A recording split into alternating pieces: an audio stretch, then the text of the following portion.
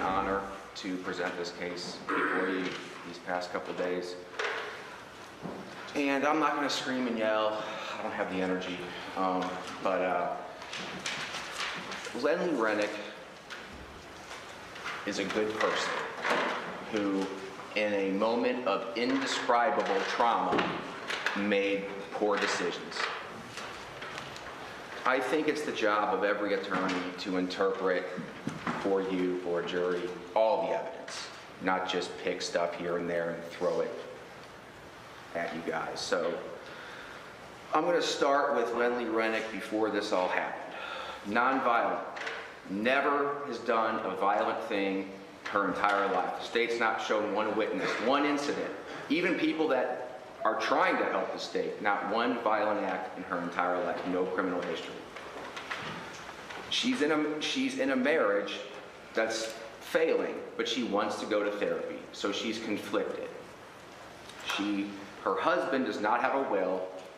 Her husband has a trust. That money is going to her daughter, not her.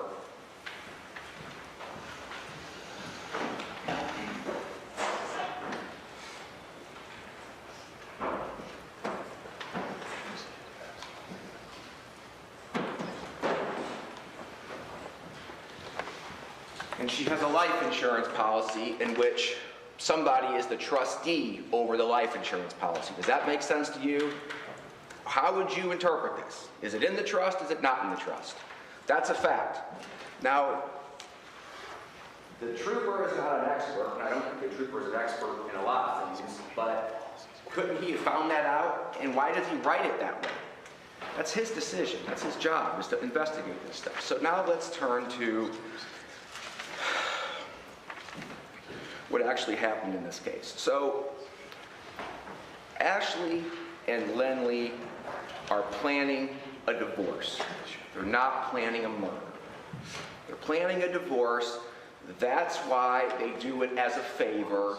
That's why they're not asking for any money. That's why they're not researching how to bury a body or anything like that. That's why they're doing all of this in broad daylight. The reason why they're planning all of this in broad daylight, and the reason why they're doing this as a favor, is because all of these people, that describes a divorce. You don't do favors for first-degree murder. You do favors for things that are legal. So they are, I submit to you, the evidence shows these women, Ashley and Lynlee, were planning a divorce. They pick up Michael Humphrey. Michael Humphrey is a meth addict. He uses methamphetamine regularly. He doesn't like Ben. This is his ex-girlfriend. He asks a neighbor, how do you get somebody to stop abusing their wife? Why would he ask that if, like what Ashley Shaw said, he already agreed to kill Ben after a day? If you've already agreed to kill somebody within a couple of hours, why are you going to be asking your neighbor how to get that person to stop beating their wife? The answer is because Michael Humphrey, in his meth-addled brain scoured down to sub-idiot quality, is thinking to himself, I'm going to take a gun, and I hope he does do something, because then I can shoot him, and maybe I can get back with Lynlee. So these two set off, and again, broad daylight. And they have all this planning. I mean, Ashley Shaw testified that they planned 10 times, and the decisions they made are not the kinds of decisions that you would make if you didn't want people to know what you are doing.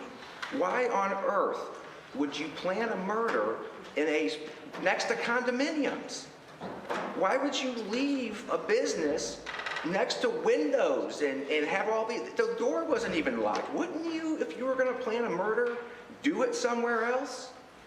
So anyway, they go to the scene, and the prosecutor wants you to see Lynlee as a piece of cardboard. Just, this is what she is, and here's how people act. But you have to understand what this woman was actually going through. Every single thing in her life was coming unraveled.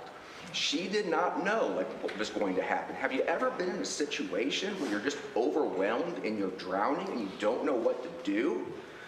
That's what she was going through. So I'm sorry if she didn't do the most reasonable, most thoughtful thing that she was supposed to do. Well, that's what happens in the real world. So they get there, and Lynlee Renick is stalling for time. These two go in there.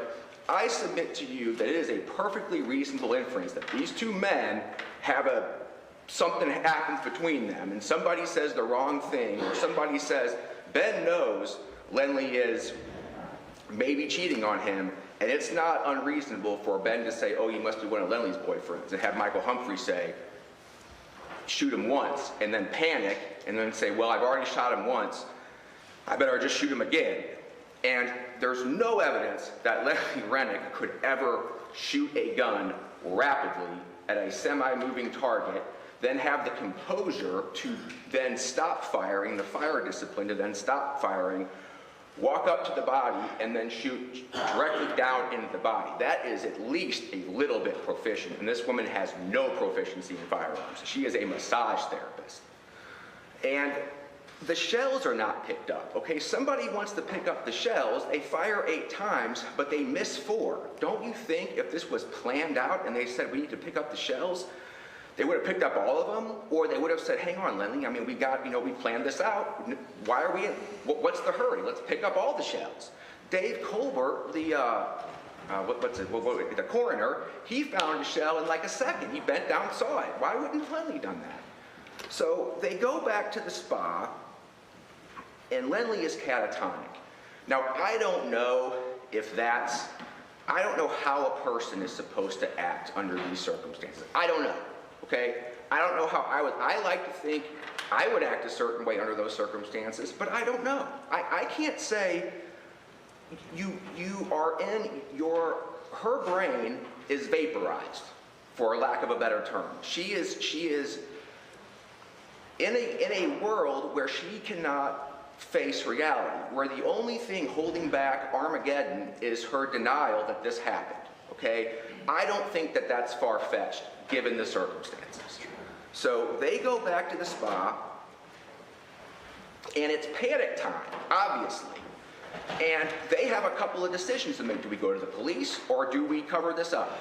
Ashley Shaw says, my mom was married to a cop, and they're going to arrest us. You're the spouse, we have to cover this up. That's not far-fetched either, especially when Michael Humphrey, the killer, is threatening them, which Ashley Shaw says he did. Now, if these people have planned this, why would they have to threaten each other? Wouldn't they know not to tell the police? So why is he threatening them? The reason why he's threatening them is because they're not involved in this. And he's warning them that I'm going to kill you if you go to the police.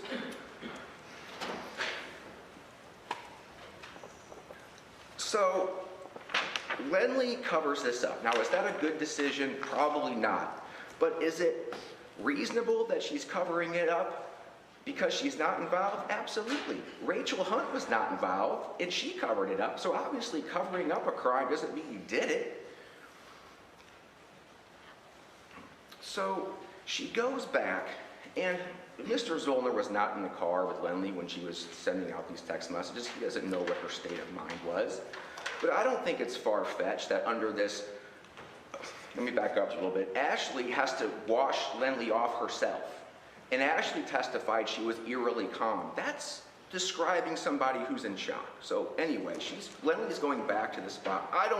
I would argue it's not unreasonable that she's in a strange place. She's in a different place. And when she gets back, and when it dawns on her that there's something going on with Ben, and she finds Ben, she could have picked up the shells then.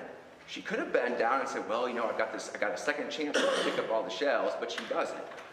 And the evidence, ladies and gentlemen, is overwhelming how hysterical she was. Overwhelming. There was like 25 people there. She was in a car with somebody. There was medical people there that checked her out. She had high blood pressure. The evidence is overwhelming she was not faking this. And again, I don't think you can conclude she was faking it given the overwhelming evidence that was her. How do you fake high blood pressure? How do you fake medical equipment being attached to you? So there's a very lengthy investigation that takes place by a methodical diligent police detective investigator named Devin Faust. Interviews many, many, many people. And at the end of that interview, or at the end of that process, at the end of 2017, all he can come up with is, Lynlee, we know you're involved. And she is involved. We know you're involved. That's it, because there's no other evidence that she actually participated in this. When you do something, you create evidence. Remember the concrete and the footprints? When you commit a murder, you create evidence that you did that. Now, there's overwhelming evidence that she's involved in this, that her and Michael were going there to do something disagreeable, but there's nothing after that. So Devin doesn't know, and Devin is at a standstill. And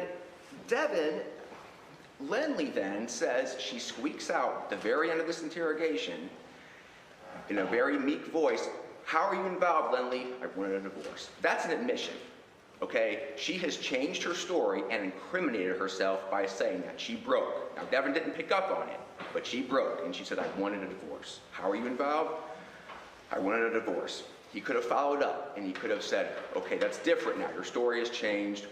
What do you mean you wanted a divorce?" But he didn't, because he was so convinced in his mind that it didn't register with him that could have been a reason why she was going there. And to his, in all fairness, he wouldn't have known that because she had never told him what the story was. But again, covering something up doesn't mean you're guilty. So Devin,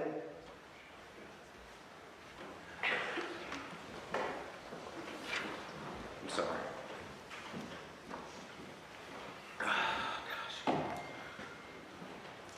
Devin leaves the unit. He leaves the DDCC. He has 4 investigators in 10 counties or something. And in comes Nathaniel Schaefer, the intern, fresh off his internship. And Nathaniel Schaefer doesn't do anything on the case. He doesn't go talk to any witnesses. He's not really around during the first half or the first part of this investigation. So he's not really well versed in what's happening.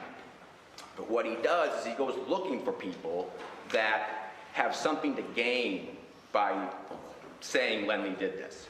So he goes to the ex-boyfriend's house, Lynlee's ex-boyfriend, Brandon. And he goes there because Brandon is paying her child support. Now, everybody knows that if she goes to jail, he may not have to pay as much child support. So that's what he's thinking. That's why child support's relevant. He's going to go there, he's going to say, "Hey, Brandon, we think Lynlee did this. By the way, if she goes to prison, you may not have to pay child support anymore. So why don't you just give me a name?" But he's not home. Brandon's not home. But his parents are home. And Schaefer drops a little note to them, "Lynlee is my suspect," because he wants the parents to tell Brandon, "Hey, a cop came by today and they think Lynlee is the chief suspect." So now Brandon knows in the future, if he needs to, that if he says Lynlee did this, he's going to be believed. So Brandon puts that in his back pocket.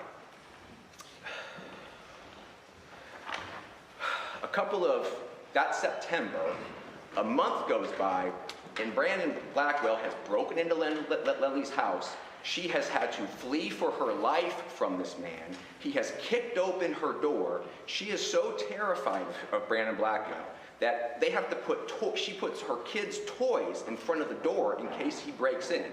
You've seen the indictment. Brandon Blackwell, not like Trooper Schaefer said, a violation of an order of protection. He has 2 counts of first-degree stalking. He texted Lynlee at 3 in the morning and said, "I'm going to come inside your house." Another count of felony stalking and 4 counts of violation of an order of protection. And then he's in prison, or he is in jail. Do you think maybe Brandon Blackwell is a little bit desperate? Do you think he doesn't really like Lynlee Renick very much? Do you think maybe he's trying to get even with her? And do you think maybe all these people have maybe discussed what's going on in the investigation, and they know what the police know, and they know what evidence the police has? And all those people, like Ashley Shaw, she talks about poisoning. They ask her about the poisoning. They all have a meeting at GERB, and she says, "The cops asked about the poisoning." Don't you think that all that is swirling around in Brandon Blackwell's mind? He knows what the police are going to believe. He knows what evidence to say, because he knows what evidence they have. And so Schaefer, fresh off his internship, goes to the Boone County Jail and takes a statement from Brandon Blackwell and does nothing to look into Brandon Blackwell's past at all. He says, "Well, that makes sense to me. The only way he could know this, it makes sense to me, and Schaefer, though, needs to verify this.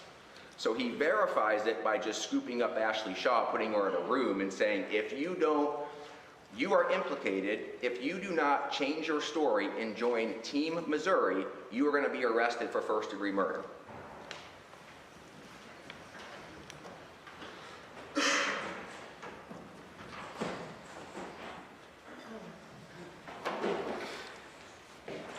This is what he says to her. And I ask you, if their case is so good, why do they have to resort to this? Why? If their case is so strong and it's so good, they've got all this stuff, why would they have to resort to that?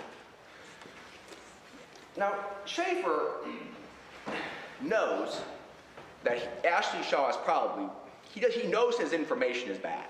So he has to inspire fear in Ashley Shaw in a particular way. Because if he says, Ashley Shaw, we are going to prosecute you based on the evidence, she's going to laugh in his face because she's innocent and she knows that. And she knows that if she's prosecuted based on the evidence, she's going to get off. So what Schaefer does, in a sneaky way, is he says, we are going to arrest you for murder. Which means that even if you're innocent, you're still going to have to go through the ordeal of being arrested, being in a jail, having the community know that you've been charged with murder, and all the horrors that that entails. And believe me, they are horrible. And so Ashley Shaw, alone, by herself, in a room, without an attorney, is told that. And really think when you're deliberating in a few minutes, what that must be like. What would that be like if you were on your way to work, and then in 20 minutes you find yourself in hearing that? What do you do in that situation? What does a person, Ashley Shaw did what any of us would do in that situation, and she tells them what they want to know. And that's the point. You know, and there's no police reports written about any of this stuff. I mean, Schaefer goes to the prosecutor, he talks to all these people, and Brandon's father, there's no police reports on that, because in Schaefer's mind, if you don't collect it, it doesn't exist. So after Ashley Shaw flips, and she knows the story too, they all have the same facts, so it's no problem for her to be consistent, because she just spits out the same facts that Brandon did, because they're all talking. They all know the real facts. All they have to do is switch names. They all know Michael Humphrey did this, and they all know that if they just give the same story, which applies equally to Lynlee and Michael, and just switch names, that those facts will just as equally apply to Lynlee as they do Michael, and she's out of jail. And as she's walking out of jail, Brandon, the stalker, is also walking out of jail. Now, Michael is picked up based on this, and Michael knows from when the police came to him and offered him a deal to inform on Lynlee, he knows the police think Lynlee did this from the last interview he was on, because they said, we're trying to hammer Lynlee, give us something. He's like, oh, I don't know anything. He does that because he wasn't an accomplice, and he knew that he would have to make up a story to be an accomplice, and Michael Humphrey is not really a story maker-upper type person, so he doesn't do that and just kind of like lays low. But it's in the back of his mind that the police will believe him if he says Lynlee did it. So Michael tells a separate story. Lynlee did this, but we were going in there to get a divorce, and she just went crazy, and she did it. That story is not consistent with Ashley Shaw's story. The police don't pick up on it, though, because all they see is the Lynlee part is consistent. They don't pick up on any of the details. But they figure they're all consistent. They scoop Lynlee up. They do the same thing to Rachel Hunt 3 months later under the same circumstances, although we don't have a recording of them threatening Rachel Hunt, because in their minds, the mistake was not threatening Ashley Shaw. The mistake was getting it on tape, right? That's why there's no tape of them threatening Rachel Hunt. Why would Rachel Hunt need a proffer agreement to protect her from a crime unless they told her she was going to be arrested for a crime?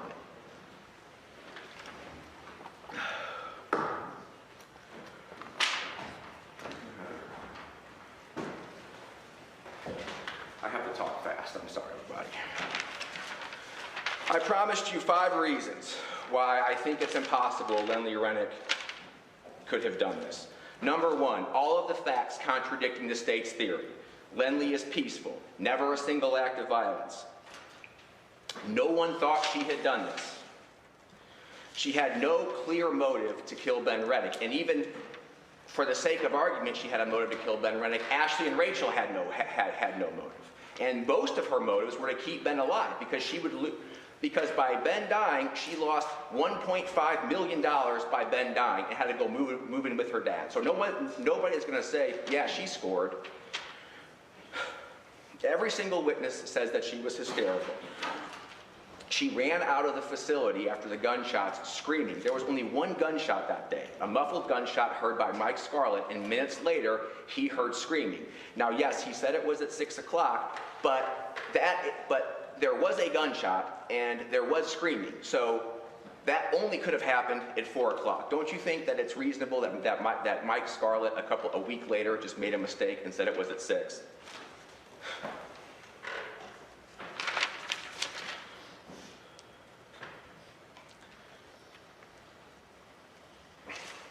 Okay, reason number 2. The details of Ashley Shaw, if you take away Ashley Shaw saying Lynlee did this, and you just look at the details that she said, this is what she testified to happening.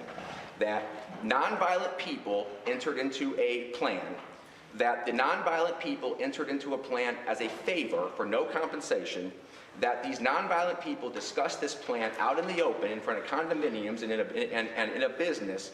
They were not concerned about being seen together. They stopped at a gas station.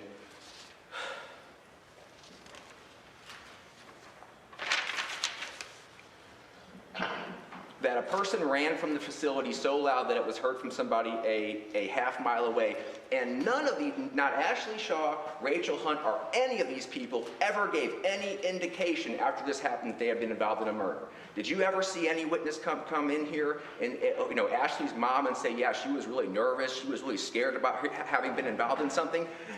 Ashley Shaw lived a carefree life. She got her insurance license, she got a new job. The reason why she was able to do all those things, get married, plan a honeymoon, is because she was never involved in a murder. Now, she covered up a murder, but that's a misdemeanor. That's lying to the police. So that's why she was able to breeze through all these interviews where she said Lynlee was innocent, was because she wasn't really doing anything wrong. It's not a serious crime anyway to cover up a murder. However, if she was really involved in this, if she really killed Ben, don't you think she would be at least a little bit nervous? Don't you think it'd be hard for her to work and keep down a job? And don't you think when the police called her back in for questioning, she'd be nervous and scared? Don't you think it'd be hard for her to walk down the aisle of her wedding knowing that at any moment she could be arrested for this? But there's none of that. There's no evidence that any of these people were scared after this murder.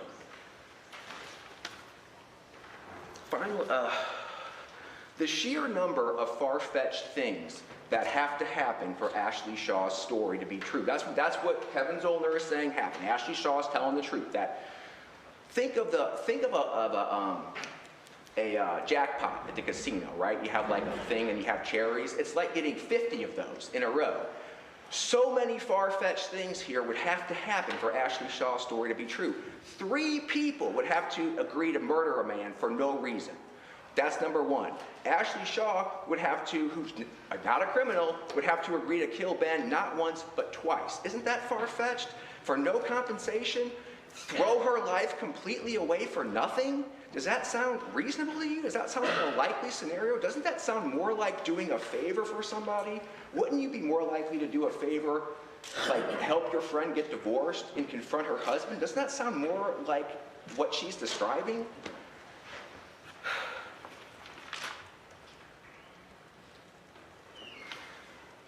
The extent to which none of this is corroborated, okay, real quick, poisoning, okay? You poison somebody and you get pills and you put them in a blender and you give them to somebody. Think of all the evidence that creates. The blender, the residue, the person who got the pills, the person who handed the pills, the medicine report, the medical records, the person gets sick. Think of all the evidence that act creates. Have you seen any of that? No, none. Think of all of the evidence that planning a murder creates. Did Lynlee bring anything to the spa that day? Did she buy anything? Did she ask any questions like, am I going to get this money or not? No, none of this is corroborated.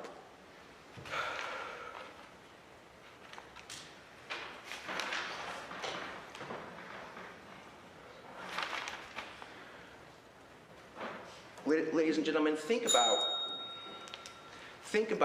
what the state is asking you to do to Lynlee Renick. She has made bad decisions, but really think about what they're asking you to do to her. Based on what? How many times did the state's witnesses say, I don't know, I can't remember, I'm not sure, I don't know, I'm not a lawyer? How many times did you hear that over the course of the last couple of days? Have they earned your vote in your minds? Have they earned a guilty verdict based on what they're asking you to do? Have they really? Based on all of those answers? Kevin Zollner talks about justice, and I'll be honest, justice is in the news a lot these days. I'm not sure I know what justice is, but I think I know what fairness is, and I think you do too. And I think you know that what these people did was not fair. And people that really want to know what the truth is, they don't do what these police officers did. And you are the only ones that have the power, not me, not anybody else. You are the only ones that have the power to negate what these officers did. There's nobody else in our country, not the President of the United States, cannot undo what these officers did. You are the only ones that can do that. Lynlee Renick did not know Ben was going to die that night. She is innocent of murder. She did not know he was going to die that night. She did not kill him. She did not know. She was a very scared, overwhelmed woman that did not know her husband was going to die. And the evidence and the lack of evidence completely proved that beyond a reasonable doubt. But even if you're not sure, the law is you have to find her not guilty if you're not sure. That is the law. Thank you.